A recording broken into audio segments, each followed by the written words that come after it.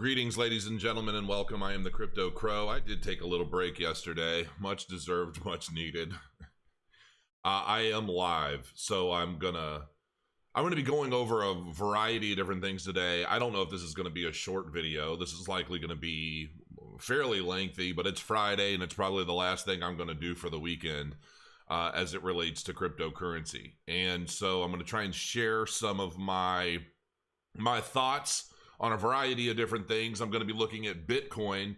I'm going to be looking at some of the historical moments in Bitcoin's price, what I think we're looking at now, and what I expect to see in the very near future. You might not like it.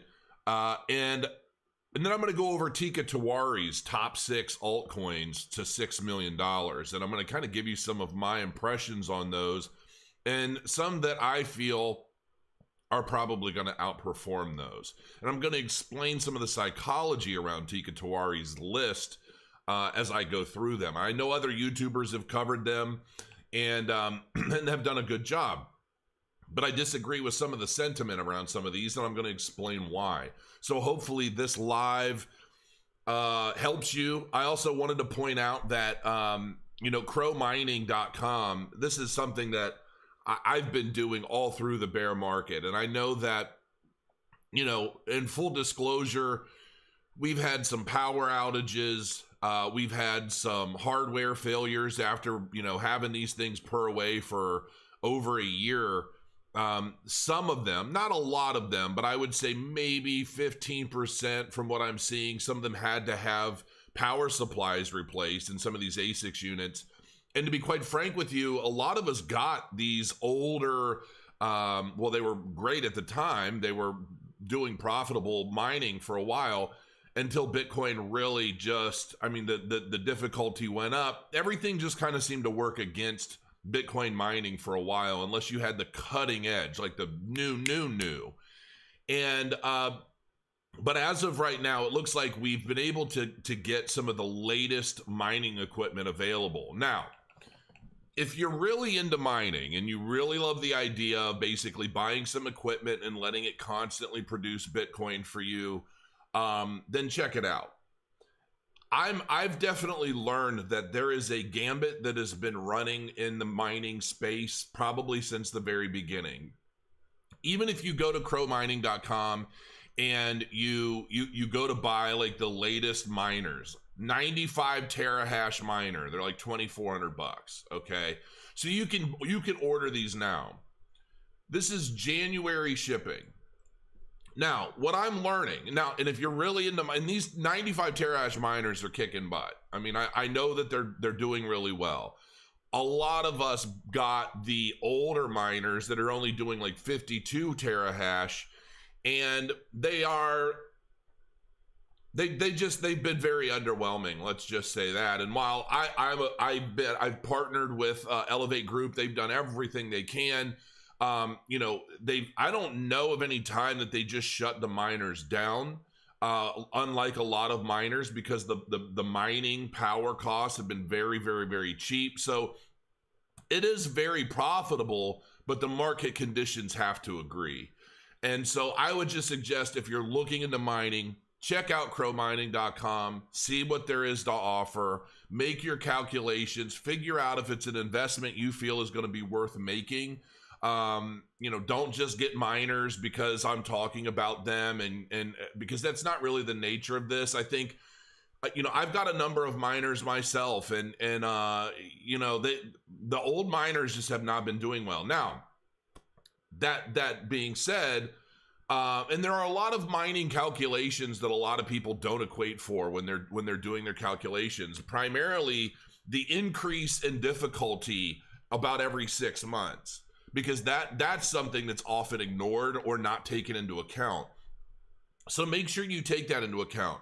If you're doing you go to Bitcoin mining calculator and you're plugging in 95 terahash, 3250 watts of power, calculate that, and then increase the difficulty by, maybe 15% a month, and see how long it will take you to get a return. Now, if you mine up $2,500 in Bitcoin over the course of you know, I don't know how long it'll take. You'd have to calculate that because I haven't done it.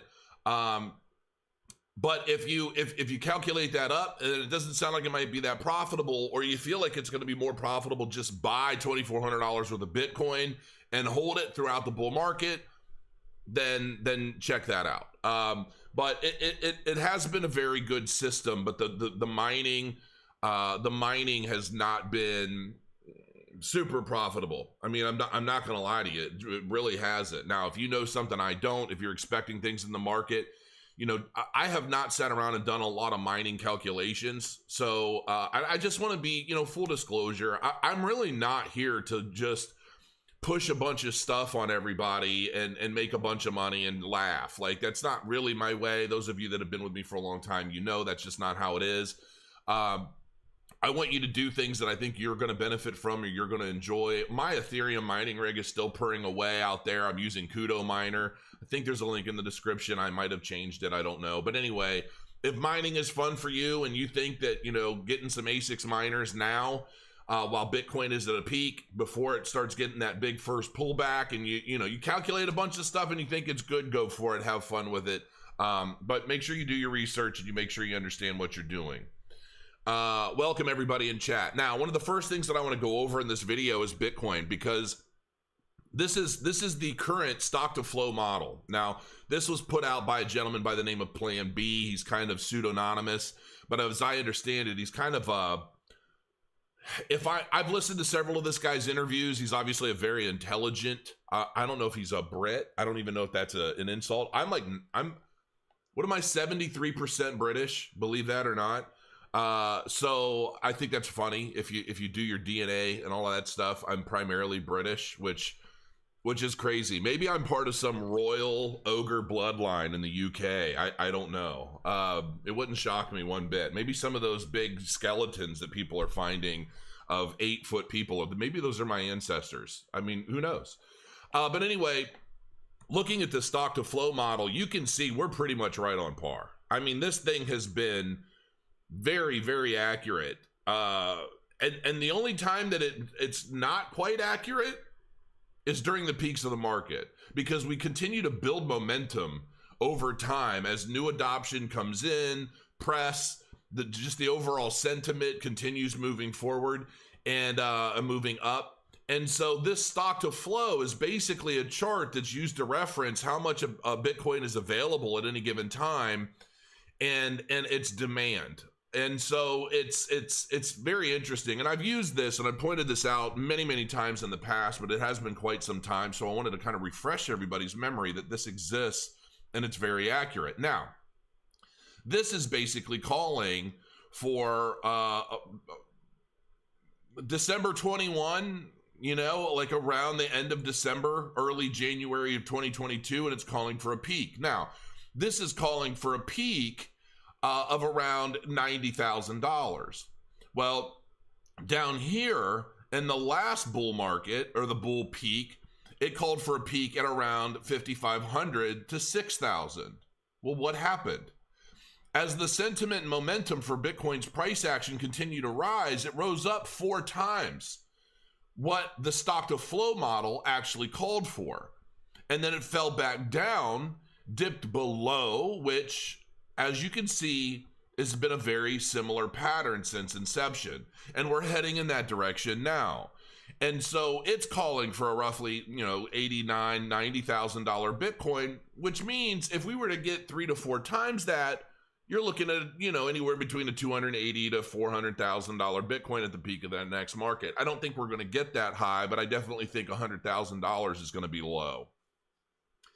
And we have probably a little bit more, a little over a year before we see that. Now, if we start looking at the charts, this is a 45-minute chart. You can see that we've got a blood diamond. This is, of course, using Market Cipher, which I use religiously. I love it. It is my favorite indicator.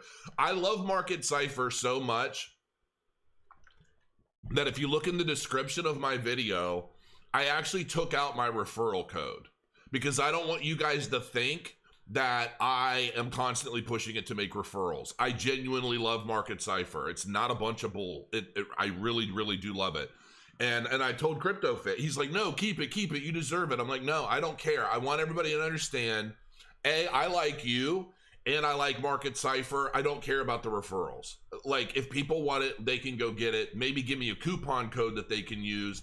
And he said he was willing to do that. We just haven't talked since. It's been very busy for both of us. So we're going to end up working that out, I'm sure. But anyway, you know, this is looking at a 45-minute chart. Now, if I go and I look at the daily chart, this is my daily. We're still seeing, you know, pretty much same old, a very solid pump. Now, this is what I really want to get into. This is the weekly, all right?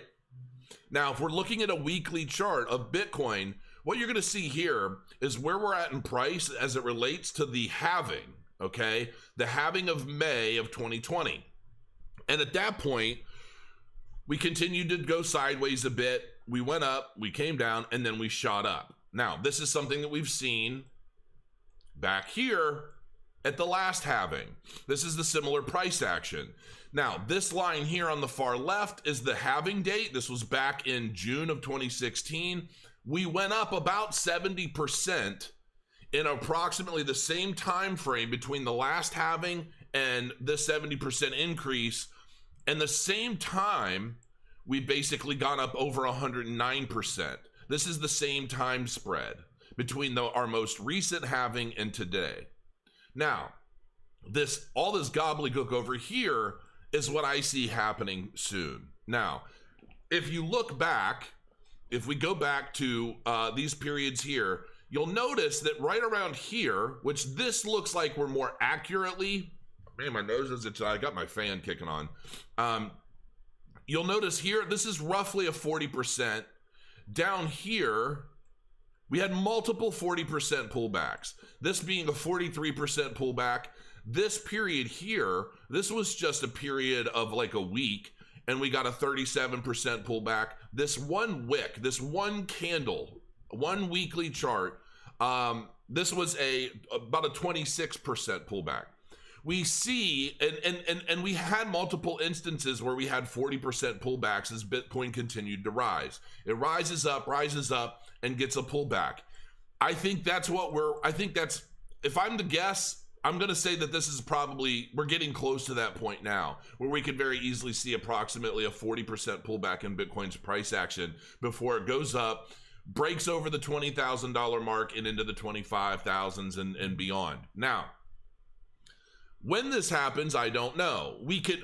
Right now, I believe that we could very well be on point and on trend to break $20,000 before we get the pullback. Or what I think could be potentially more realistic right now, just my guess, is that we could pull back somewhere to around 17.3, somewhere around there. And I'm not even looking at like the resistances and all that, because I feel like a lot of that doesn't matter. In some cases it does, but when you have price action like this and such a big amount, I just don't worry about a lot of that stuff.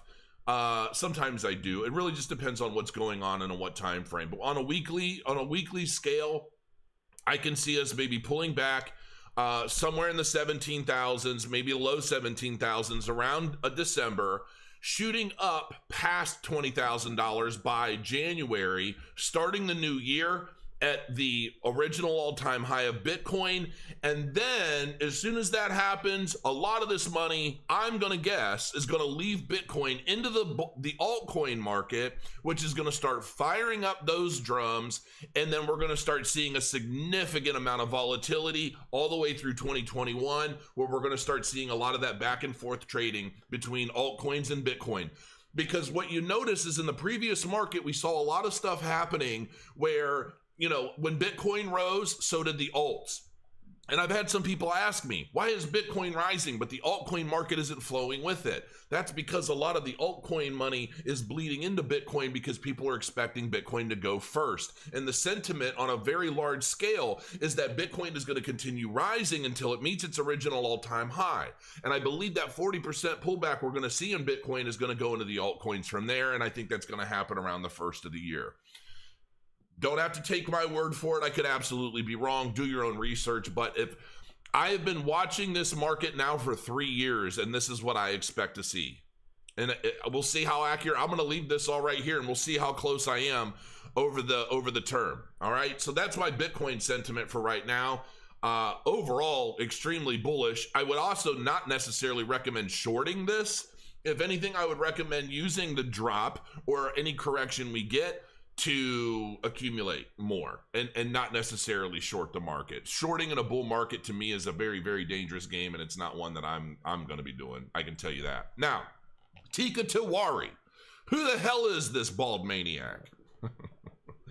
Now, I had somebody years ago send me one of his reports, and I'm like, you know what? His information is pretty sound. And, you know, he's made some pretty good calls based off of his altcoin research. Now, I think Chainlink was one of them, and I think there have been some others. Now, here's what you have to understand about Teeka Tiwari. This guy uses a lot of clout, a lot of media connections to get a lot of exposure. Hell, he's even been on Coast to Coast AM for brief moments. And I'm just like, okay, I would love to be on Coast to Coast AM and really educate people on what's going on. This guy seems to just pop up everywhere and give his quick thoughts about whatever, which kind of helps his brand and helps his name. But ultimately, he just seems like kind of an echo chamber to some degree. And I'm sure he has a team that he pays because his subscription's very, very, very pricey. And I've seen others. Somebody sent me, I think it was, oh, dang it. The programmer, Ivan on Tech, I think he started coming out with his own thing. And somebody sent me a copy of it. I'm like, this looks fantastic. I mean, this looks like really good work. Another one that I read is Token Metrics with Ian Bellina and his team. They put a lot of really good work. So there's a lot of good stuff out there, and some very in-depth research on these altcoin projects. However, Teeka Tiwari, I think to some degree has the ability, because he has so many very, very wealthy people that can afford to pay thousands of dollars a year for a subscription to his newsletter. These people have money to invest.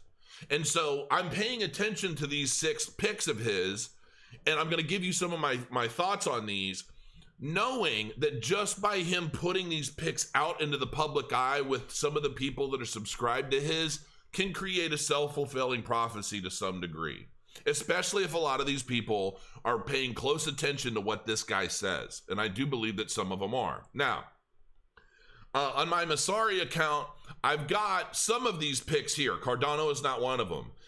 Some of his picks are Zcash, Cosmos, Dash, and Uniswap. Now, he's got some others, Loki and Blockstack. So these are some of his picks. Now, I put Cardano in here, and I even put Neo in here just for reference, and SushiSwap. Now, we're going to look at some of the metrics. Some of these projects don't even have metrics on Masari, which still truly does blow my mind. I've reached out to them. Nobody talks to me. I don't know what the deal is with these guys, but they really do piss me off the way they kind of like, just their reach out and the way they offer nothing. Like, here's the data. That's it. It really does bother me because I've reached out to them in multiple ways and they never said a word. So, but the data that is available is pretty good, so I continue to use it. I just consider myself I don't know, like whatever. So anyway, if we're looking at real volume just on these, now I tried to pull up Blockstack and Loki, and neither of them are available. Like, they don't even show up on Masari at all. So I'm like, I don't even know what's going on here. So, but if we look at the volume, Zcash, which we all know is a privacy coin, its current real volume is around 36 million, which is pretty good. Cosmos, which is something that I was actually pretty impressed with back when I was doing Kava reviews. And that all of that has been doing very well since then. So I'm pretty happy with Kava and Cosmos because it looked like a pretty decent blockchain, but there's no metrics on it whatsoever, which really sucks. But you're looking around $35 million in daily trade volume. Then you've got Dash, which I think we all know Dash is going to do well. Like, to create a Dash masternode right now, I don't know exactly what. Hold on, let me see here. Its current price is $84, and I think you need like 1,000 I think you need like 1,000 Dash tokens to create and launch a masternode, which could be worth an insane amount of money at the peak of the market. And then you see Uniswap, which or in SushiSwap, you don't see metrics on either of those. Now, Zcash is currently trading at $63.41, and it's a privacy token. Now, here's something that I'm going to tell you about privacy coins for those of you out there that are thinking, oh, I'm going to get into the privacy coin market because that's where it's at. Wrong. And I'll tell you why. So many of you guys know that I've been working on launching a Bitcoin ATM fleet. I should have my machines in a couple weeks now, apparently, is the latest update. I'm still working on getting a bank account, and I'm working on that. I'm working with a company that is working on a way to basically launch business accounts specifically so I can be the first customer. All right, so that's how difficult it is to get a bank account. You can't go to your local bank and say, hey, I'm launching a bunch of Bitcoin ATMs and I need an account. They'll tell you to buzz off. They don't want you. So anyway, but in that, I also have a compliance officer who's going to be responsible for me maintaining my compliance with all of my machines and my policies and procedures. I have somebody who has basically written like a huge Bible of all my policies, procedures, my AML, KYC, customer, everything, right? And it costs some money to do that. But in the midst of that, I've been learning a lot because I've had discussions with both of these gentlemen. One of them has a very, well, they both do really, but one of them has he's like the grand poobah of AML KYC and basically policy as it relates to governmental regulations, okay? And he sent me a document that was very, very, very, very long, and I had planned on going through the whole thing, but he gave me the cliff notes of it, basically saying that the government is legitimately working on a series of systems and regulations to kick this privacy stuff in the butt. And when that happens, and it's already kind of started to some degree, I think a lot of these privacy tokens are going to be kaput, because there are ways to make even some of these most private tokens not so private. And the people that get caught up in a lot of this, when they realize what's coming, it's going to change the privacy market. And I see a lot of these privacy tokens kind of going by the wayside. Now, I could be wrong about that.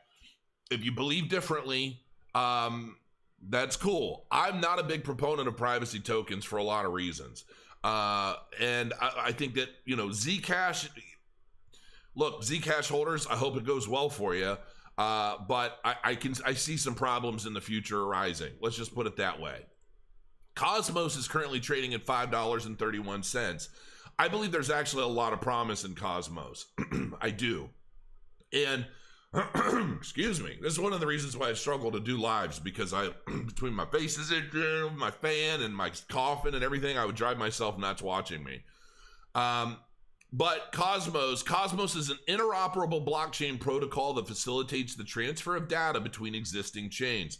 It operates via a hub and spoke model that leverages the design elements of other chains to enable cross-chain interaction.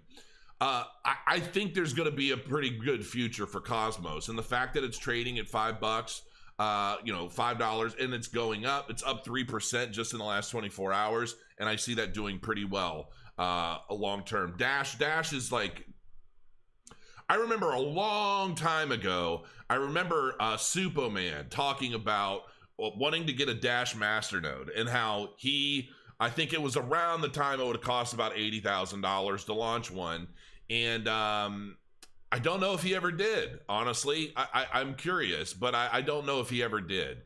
And but Dash to me is an easy pick because it has a lot of history, and I think that ultimately it is going to do very well in the next market. Now, Uniswap is something that is a little challenging.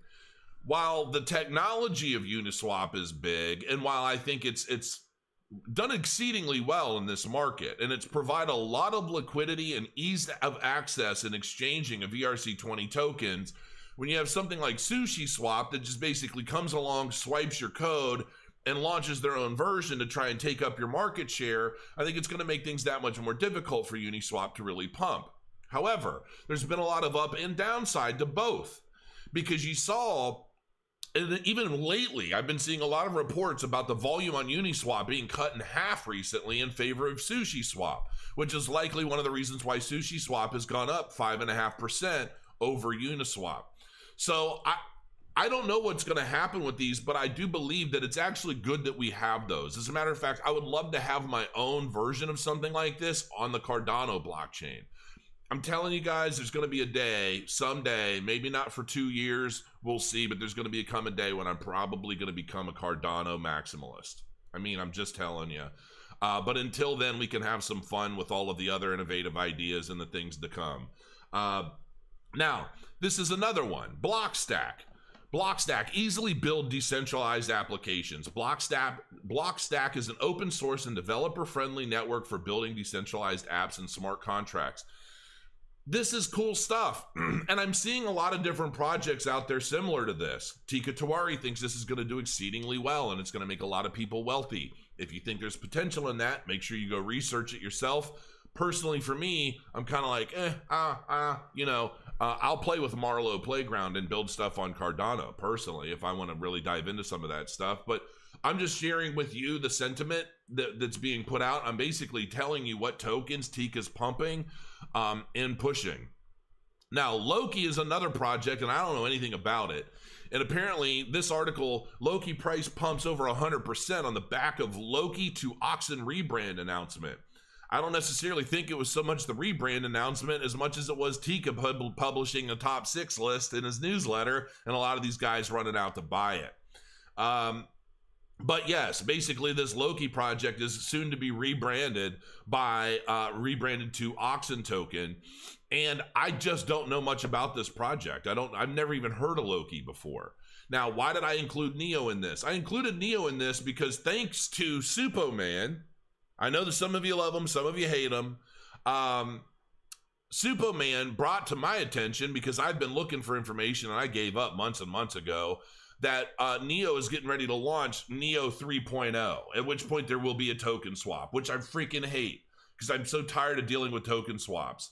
But I think Neo is going to be, I think Neo is going to do very, very well. Especially, I mean, look, we're talking $194 all-time high, currently trading at a fraction of that. Currently trading at $16.67. Now, the overall sentiment that I'm basically trying to let you into here is when I look at all of these projects, and I think if I were to put money into any one of them based off of what they've accomplished and where I believe they're going, what do you think my number one is going to be? Let me know in the comments, because I'm not going to tell you. I want to find out if you've been paying attention this whole time. Let me know in the comments below. Out of all of these, what do you think I would pick as my number one pick? And let's just take a quick look at all-time high references. Let's see. ADA's all-time high was only $1.33. It's currently trading at 11 cents. Zcash all-time high of $953 and currently trading at $63.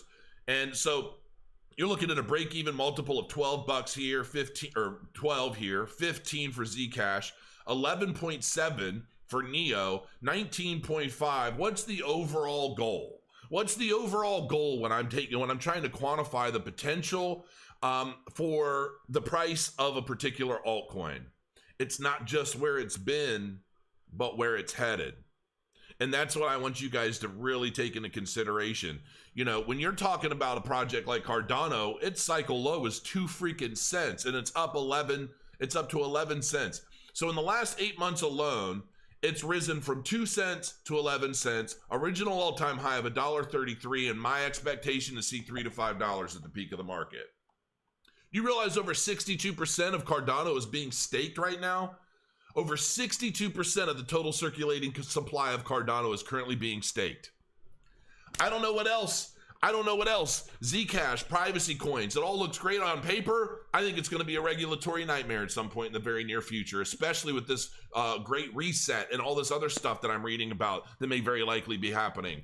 I don't think privacy coins are going to cut it. Cosmos, I think, is going to establish its own use case for a lot of reasons. I think it's going to do very well. I think Neo is going to do very well. Neo 3.0 and all of the bells and whistles it seems to be bringing to the table that so many people have been waiting so long for. I think ultimately Neo is going to make a big run. And I think on the side of that, on its coattails, is likely going to be Ontology. Dash is going to be doing very, very well if you can afford it. The problem is that if I'm looking at a project, even if I think I'm going to get a 10x return on a project, let's just say Dash gave me that, I've got to buy it at 84 bucks. Why would I spend 84 bucks on something like that, expecting that kind of return when I can expect something very similar to substantially more and only drop 11 cents on a token? Just saying. Uniswap, SushiSwap, both of them are probably going to do very, very well as we move forward. The other thing to consider, though, is the number of other liquidity pools and protocols that are going to launch over the course of this bull market. So, and we're just talking about this list. So, yeah, I mean, overall, guys, I mean, I think my personal pick is obvious, but you need to decide for yourselves. What do you think is going to do the best? Let me know in the comments. And enjoy your Friday, folks. Enjoy the weekend. I am going to get a much needed break. I don't know. I'm going to try and I'm going to do a bunch of stuff with the family. Last night we painted Christmas canvases. My wife said we're going to paint Christmas canvases tonight. So we pulled up videos on YouTube, kind of like our own personal wine and canvas that we've done many times now. And then we put the pictures up all over the house.